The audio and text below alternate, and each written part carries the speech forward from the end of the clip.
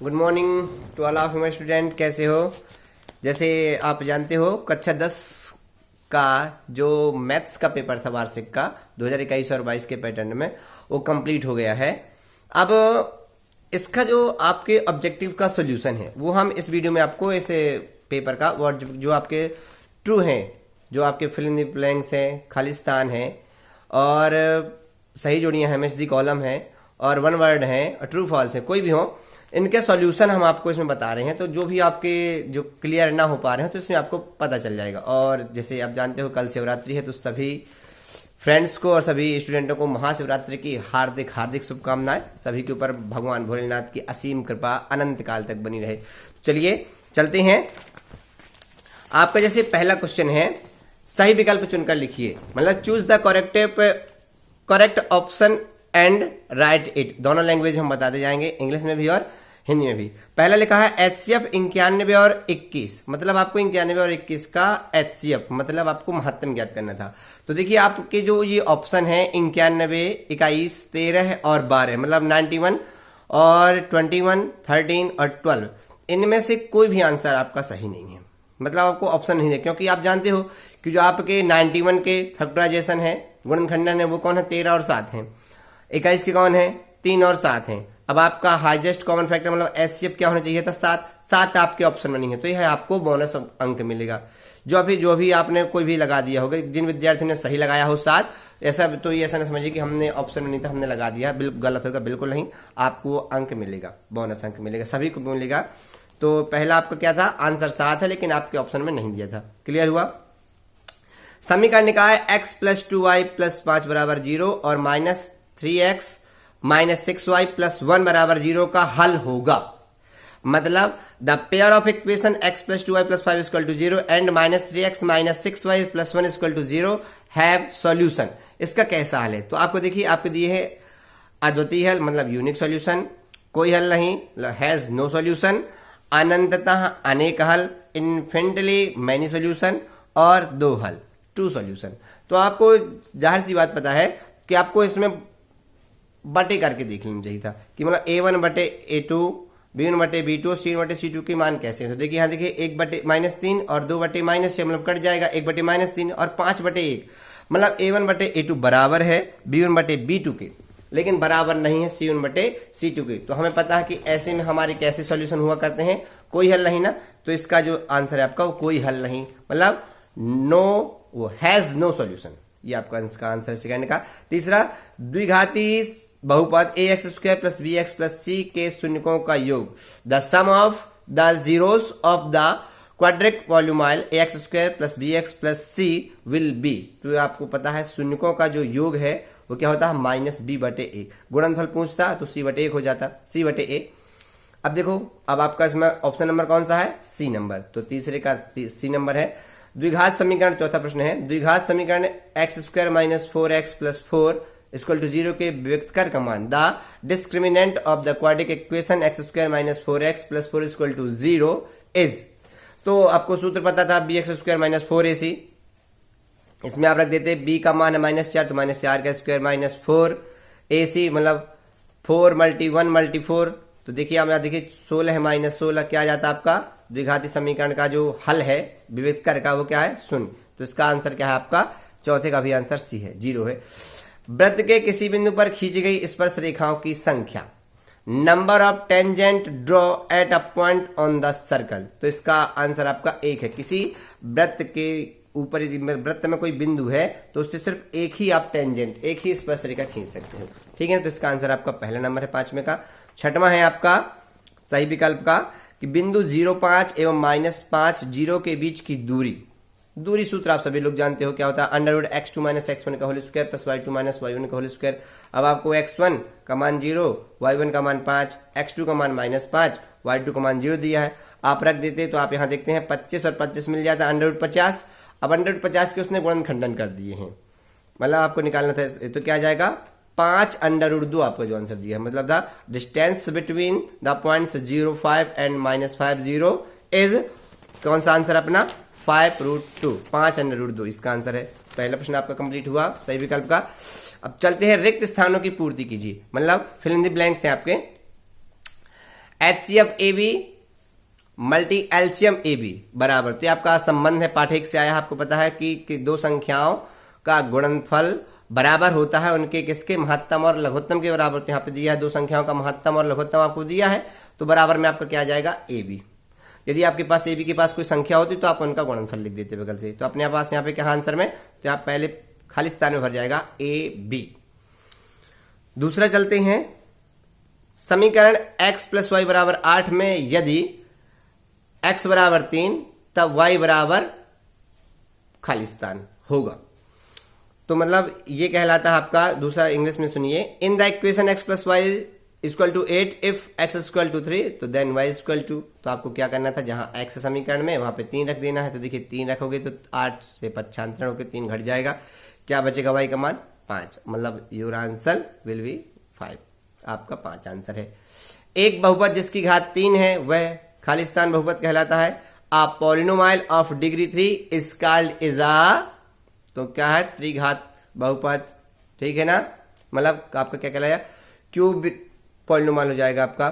चौथा है आपका, यदि प्रथम पद a समांतर d तो nवां पद, आपको सीधे सूत्र लिख देना था। ये आपकी पार्ट 5 का खाली स्थान है, समांतर श्रेणी से AP से, मतलब if a is the first term and d is a common difference then the 9 term will be, तो क्या हो जाएगा आपका, आप जानते हो an = a प्लस कोष्टक n-1 इंटू d, ये आपका आंसर हो जाएगा। चौथा फिल इन द ब्लैंक्स का, चौथे खाली स्थान, प्रत्येक वर्ग खाली स्थान होते हैं, each square are fill in the blanks, तो प्रत्येक वर्ग समरूप होते हैं, जानते हो, सिमिलर होते हैं। छठवां कहता है, एक रेखा जो वृत्त को 2 बिंदुओं पर प्रतिच्छेद करती है वह खाली स्थान रेखा कहलाती है। A line intersecting a circle in 2 points is called, मतलब जो रेखा किसी वृत्त को 2 बिंदुओं पर काटती है, ये आपके पाठ 10 का है, वह छेदक रेखा कहलाती है। कौन सी रेखा कहलाती है, छेदक रेखा कहलाती है, मतलब इंग्लिश में सेकेंड लाइन कहलाती है। 7वां कहलाता है आपका कि त्रिज्या r वाले वृत्त का क्षेत्रफल, आपको वृत्त के क्षेत्रफल का सूत्र लिख देना है कि formula of area of the circle of radius r is, तो πr², πr² के साथ साथ आपको वहां पे πr² वर्ग इकाई, ठीक है ना, तो क्षेत्रफल की इकाई क्या होती है, वर्ग होती है, तो πr² वर्ग इकाई हो जाएगा आपका, ये 7वें का आंसर। तो आपके fill in the blanks complete हुए। अब चलते हैं सही जोड़ियों में, मैच द करेक्ट कॉलम।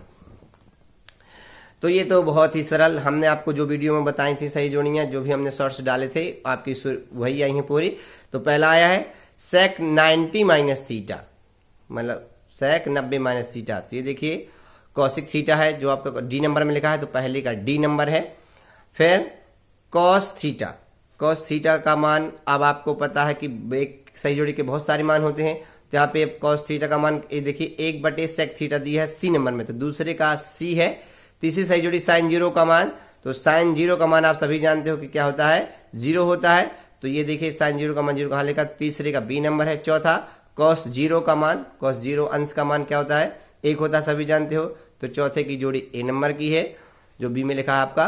5वें में लिखा √1 + tan² थीटा, मतलब √1 + tan² थीटा का मान, तो 1 + tan² थीटा का मान आपको पता है क्या होता है, sec थीटा, तो ये आपके एफ नंबर में है। 5वें की सही जोड़ी एफ नंबर है।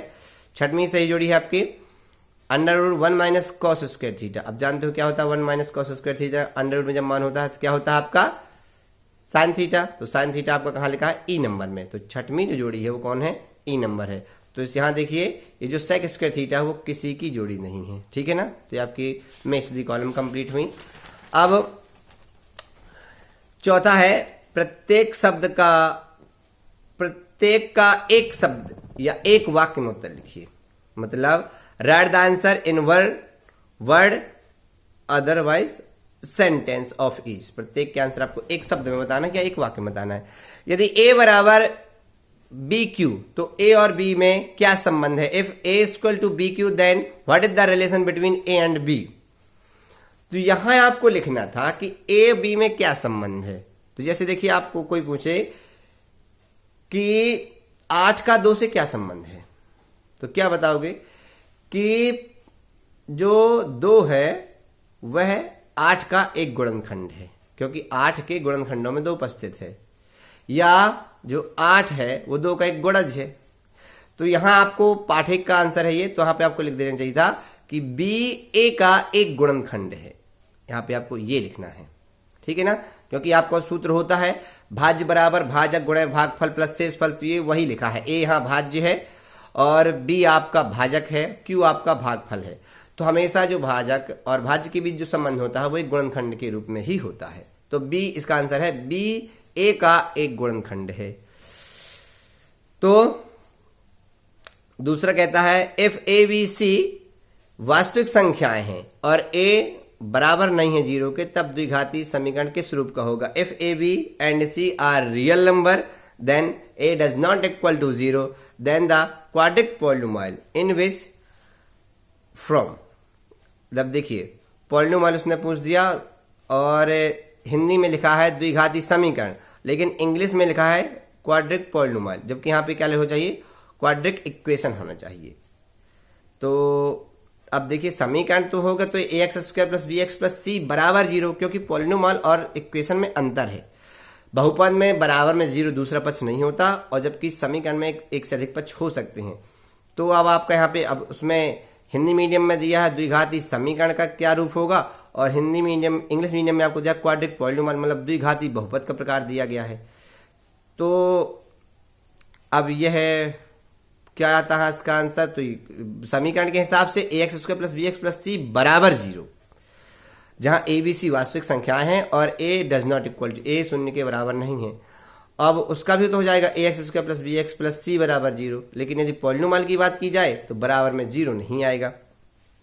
तीसरा समकोण त्रिभुज प्रमेय का नाम लिखो, write the name of right angle triangle theorem. तो समकोण प्रमेय को पाइथागोरस प्रमेय के नाम से जाना जाता है। हमने आपको बताया था कि पाइथागोरस प्रमेय ही समकोण त्रिभुज प्रमेय कहलाती है। फिर चौथा चलिए, मूल बिंदु से एक्स वाई की दूरी लिखो, write the distance of the point X Y from the origin. तो मूल बिंदु से दूरी आपको सभी जानते हैं, 0 से घटेगा एक्स वाई, तो under root X square plus Y square इसका आंसर हो जाएगा। पांचवा कहता है सर्वाधिक बारंबारता वाला वर्ग क्या कहलाता है। तो सबसे सर्वाधिक बारंबारता वाला वर्ग आपका क्या कहला जाएगा, तो यहां पे आप लिख दोगे कि व्हाट, इंग्लिश में है what is the class maximum frequency is called. तो आपका क्या हो जाएगा, बहुलक वर्ग हो जाएगा आपका, ठीक है ना। एक असंभव घटना की प्रायिकता क्या होगी। तो असंभव घटना मतलब impossible, what will be the probability of an impossible event. तो आप जानते हो कि इम्पॉसिबल इवेंट या असंभव घटना की प्रायिकता का मान क्या होता है, 0 होता है, तो इसका आंसर 0 हो जाएगा। सातवां, P of E plus P of E बार का मान क्या होगा, what will be the value of P of E plus P of E बार। तो आप जानते हो कि आपका कौन सा है, इसका मान क्या है, 1, मतलब संभव घटना प्लस असंभव घटना के योगफल आपको पूछा गया है, तो ये क्या हो जाएगा, 1 हो जाएगा। चलते हैं सत्य सत्य की ओर, ट्रू फॉल्स की ओर, write the false true and in the following, write true false in the following, मतलब निम्नलिखित में सत्य सत्य लिखिए। तो पहला दिया है x माइनस 1 बराबर 0 में x का मान 0 और 1 है। The value of x in x bracket x minus 1 equal to 0 are 0 and 1। तो ये सही है। देखिए जब आप इसका जब मान निकालोगे तो x का मान 0 और x माइनस 1 के बराबर 0 करोगे तो x का मान 1 मिल जाएगा, मतलब ये पहला आपका ट्रू है। समांतर श्रेणी 10 7 4 डॉट डॉट डॉट का 10वां पद -17, तो बिल्कुल सही है। a का मान यहाँ 10 है, d का मान 7 में 10 घटाओगे तो क्या मिल जाएगा आपको, -3 मिलेगा। तो 10वां पद क्या कहलाता है, a प्लस 9d। तो a का मान 10 और फिर 9 गुणे -3 27 में 10 घट जाएगी तो -17, ये भी सही है आपका। समरूप त्रिभुजों का क्षेत्रफल सदैव बराबर होता है, ये असत्य है। समरूप त्रिभुजों का क्षेत्रफल बराबर नहीं होता है, मतलब सेकंड का इसका area of similar triangle are always equal, ये फॉल्स है आपका। शंकु का आयतन मतलब the volume of is the cone pi R square, ये आपका फॉल्स है, क्योंकि पाई आर स्क्वायर किसका होता है, आपका सिलेंडर का, बेलन का होता है। और शंकु क्या होता है, आयतन 1/3 पाई आर स्क्वायर। पांचवा, अर्ध गोले का आयतन 4/3 पाई आर क्यूब होगा, मतलब the volume of hemispherical is 4.3 pi R cube. नहीं, ये किसका होता है आपका, ये स्फेरिकल का होता है, गोले का होता है, ना कि अर्धगोले का। छठवां कहता है, तो ये आपका पांचवा भी असत्य फॉल्स है। छठवां कहता है आपका कि 3 माध्यिका बराबर बहुलक प्लस 2 माध्य, ये सत्य है। 3 median equal to mode plus 2 mean, ये आपका रिलेशन हमने आपको शॉर्ट्स में डाला था कि मोस्ट रिलेशन आपको देखने हैं संबंध। तो ये आपके ऑब्जेक्टिव के सॉल्यूशन हैं। तो जिसके भी जितने ऑब्जेक्टिव हैं आप लोग मिला सकते हो। तो बताइए कमेंट में कैसा लगा वीडियो, ताकि हम आपको और नए नए वीडियो बना के डालते रहें। तब तक के लिए गुड लाइए, जय बोल।